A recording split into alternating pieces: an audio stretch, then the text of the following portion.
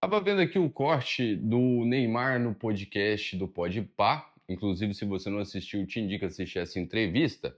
E comecei a refletir como que o Podpah se tornou o maior podcast do Brasil. Mas disparado. Não sei se é um podcast que você gosta, que você assiste ou não, ou às vezes vê com recorrência. Inclusive, assisti a conversa inteira com o Neymar e separei alguns tópicos dentro dessa entrevista para te provar isso. Olha só, primeiro ponto que eu anotei, mas antes, se inscreve no canal, deixa aquele like aqui, porque isso aqui distribui mais o vídeo, você me motiva a fazer mais conteúdos para você, principalmente desse estilo. E também deixa aí já nos comentários se é um podcast que você assiste ou não. Pode é um podcast que às vezes você vê algum corte. Tópico número um, que eu anotei aqui, ó. Linguagem popular e autêntica. Quando eu tava vendo a conversa ali com o Neymar, cara, eles utilizam bastante gírias. O formato da conversa deixa uma energia muito leve, o que introduz quem está assistindo dentro daquela conversa, cria essa conexão e não vira um formato, digamos assim, chato de entrevista. Por exemplo, o Flow tinha uma pegada de se aprofundar mais, algo mais profundo com o convidado. O Podpah já tenta transmitir isso numa leveza bem conectiva, que traz você que está de fora para dentro do podcast, entendeu? Esse é o primeiro tópico e cria identificação. Se você começa a reparar, o cara que está assistindo no Brasil, ele está assistindo o Podpah, no meio da conversa ali, ele se sente, além de identificar com as questões, porque vai muito MC, vai muito jogador de futebol, e se identificar com a história de vida do cara, coisas que ele vive no dia a dia, ele sente que o papo, tipo, pô, tô vendo uma conversa com que eu teria com meus amigos, entendeu? Essa linguagem desconstruída, não é aquela coisa formal, chata. Isso para mim é um dos primeiros pontos que você assistindo, você sabe que eu não tô mentindo, que faz ele crescer cada vez mais, é a linguagem do povo. Segundo tópico que eu anotei aqui, ó, convidados gigantes e estratégicos. Se você parar para pensar, sempre que tem alguém muito disparado num hype, numa coisa, ou um funkeiro, cara, um jogador de futebol, os caras colocam isso lá dentro. Ou seja, eles estão atentos a quem que eles levam. Pô, eu lembro de uma vez que eles levaram a Anitta lá, vum. Até o presidente Lula, que foi lá naquilo lá uma vez, vum. Isso traz muitas pessoas para eles, entendeu? Para ver o conteúdo deles, para ver. Por mais que muita gente fale assim, pô, os caras não sabem entrevistar, não sabem colocar perguntas boas. Teve um negócio de Fórmula 1, eles levaram aquele piloto lá de Fórmula 1, foi o Verstappen, que foi lá conversar com eles. Eles têm um momento muito bom e convidado muito pica. Então eles conseguem alinhar o que está em alta naquele momento junto com o convidado, o que faz aumentar ainda mais a visibilidade, as views sobre eles. Isso aqui é um ponto extremamente importante, mano. Isso aqui não é muito fácil de fazer, não, hein? Conseguir os convidados que aqueles caras conseguiram é, não é tão simples, não é tão fácil, tanto que você não vê o Neymar em outro podcast. Por isso que, para mim, o que eu vou te falar aqui torna esses caras atualmente o maior podcast do Brasil.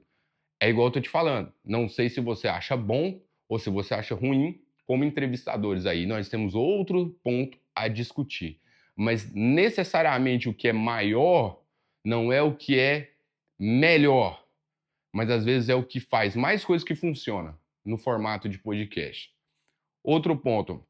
Ah, separei aqui, ó, formato acessível e bem-humorado, que é um tópico que é a conversa sem pressão, não é uma coisa estruturada, tipo, que fica chato.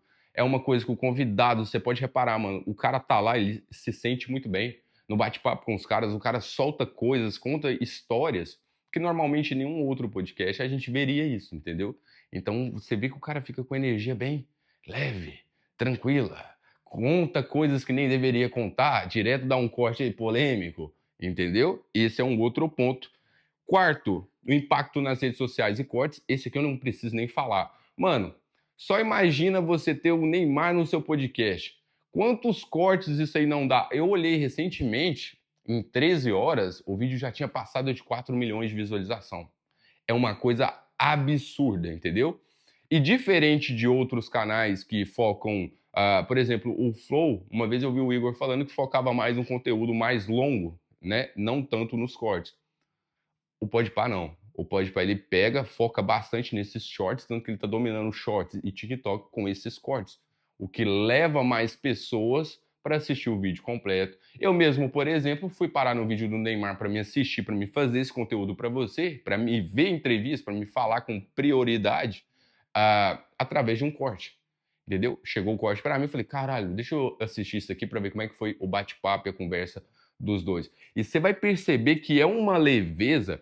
Mano, toda entrevista que eu vi do Neymar antes, tirando uma que eu vi com o Romário, que ele tava mais solto, a maioria fica muito engessado, porque o cara fica com medo de responder certas perguntas, ou o cara fica meio retido. Ali, se você assistir, você vai perceber como é que o cara tá leve. É um papo de brother.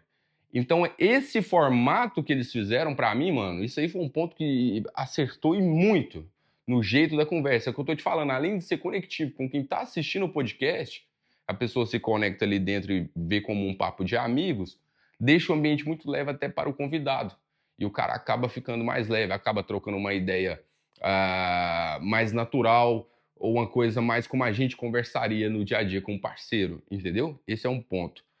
Outra, outra estratégia que eu anotei aqui, ó, pô, mano, ele faz muito apoio com cultura, pop e futebol.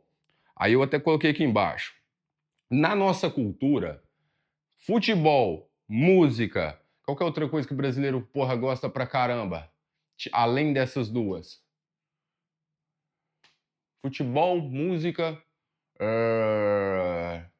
não tô pensando em outra coisa da nossa cultura tão forte, assim, além desses dois, ou mais que esses dois. Não tem. Se tiver algum, você deixa aí nos comentários. Talvez mulher. Sei lá. Não, mas mulher vai pegar também só público masculino, feminino não. Então, porra, você leva pessoas desses dois campos no seu podcast, que é o que mais tem o brasileiro consome. Mano, você vai em música. Porra, funk e os caramba, querendo ou não, isso é muito ouvido na internet, irmão. Então você atrai já todo o público disso aqui, ó. Pum, pum, pum. Cara, futebol. Que a maioria dos homens no Brasil vê futebol. Então você tá levando um jogador que você tá atingindo um outro nicho gigantesco, tá ligado? Então essa estratégia deles de crescimento, de pegar, tipo assim, cara, que o brasileiro gosta, vamos levar esse tipo de pessoa, vamos trazer esse tipo de artista, porque isso aqui dá mídia, tananã, tananã, funciona e muito.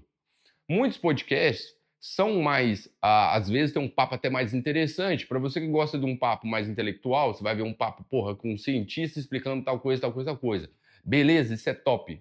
Para pessoas que são mais intelectuais, ou para pessoas que gostam mais de um conhecimento diferente, ou está aprendendo mais coisa. Mas eu tô falando pro brasileiro, mano, o brasileiro médio, o cara normal que quer ver simplesmente um papo ali com algo relacionado a um assunto que ele gosta. Porra, futebol, ou ver o cantor dele.